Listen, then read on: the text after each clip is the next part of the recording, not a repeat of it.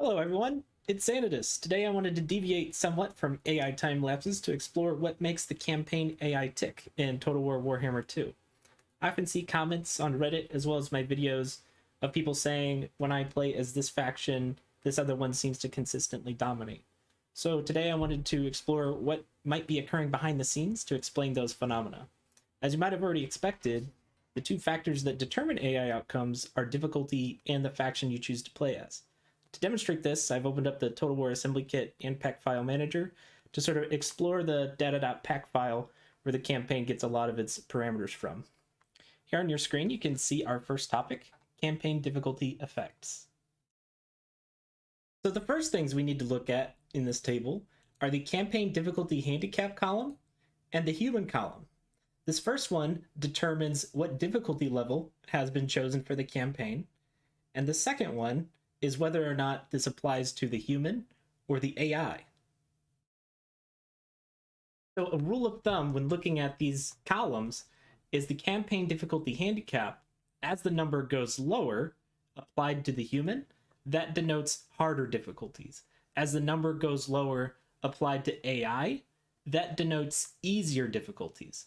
So we can see at the very top here, we have the legendary difficulty and the parameters that are applied to the player on legendary difficulty.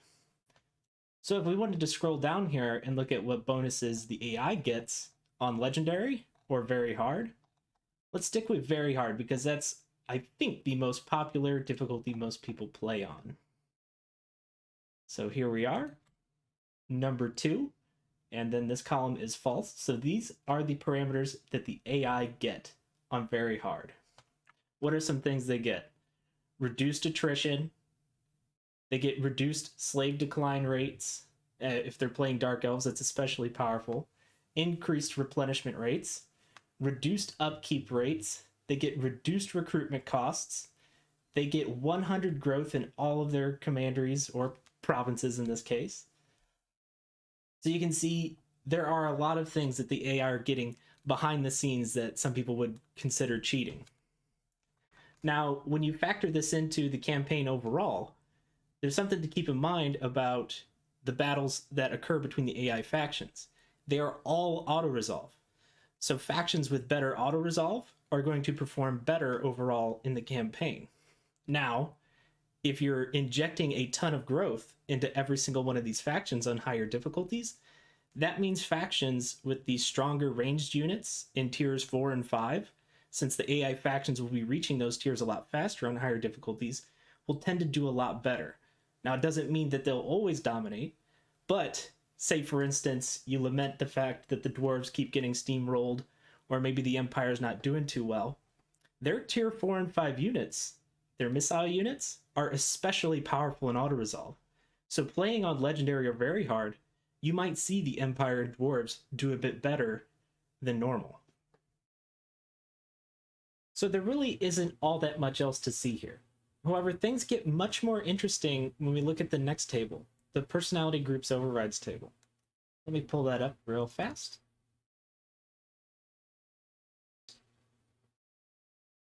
Here we are. Now, for this example, I've chosen Stirland. And in this table, we can see how each faction's personality is being altered based upon the faction that the player chooses to play. In this column, we have the specific faction being altered, which is denoted by the faction key. Here we can see this is Stirland. The difficulty handicap. So these are the various difficulties. Here's very easy at the top, and we got legendary down here at the bottom. We have the different personality groups that can be assigned to this AI. And here we have the factions that the players choose to play. So, as a brief example, if we look specifically at the Empire, when you play the Empire on easy difficulty, Stirland is assigned the Empire default easy personality group.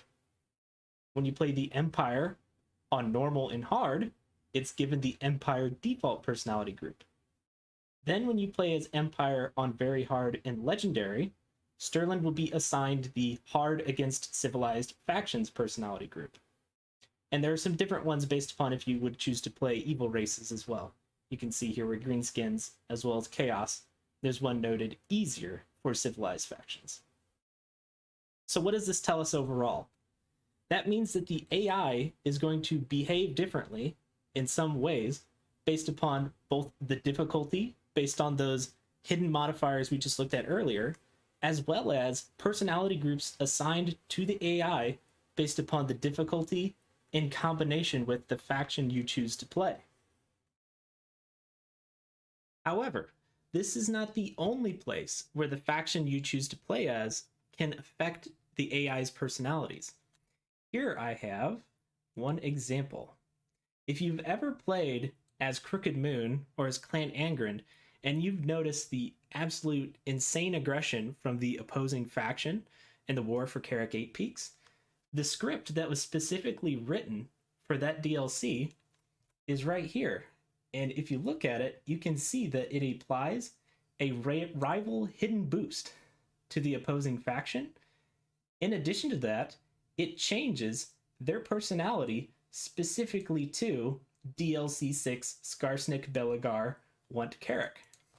So when you fire up Crooked Moon or Clan Angren, it's going to override the personality and apply even more bundles of effects to the opposing faction to further change their personality. So now you might be asking yourself, what exactly do these personalities and personality groups do? And that's a great question, and one with an answer I haven't fully explored myself. So in the next part, we will open up some of these personalities and try to make sense of what's inside.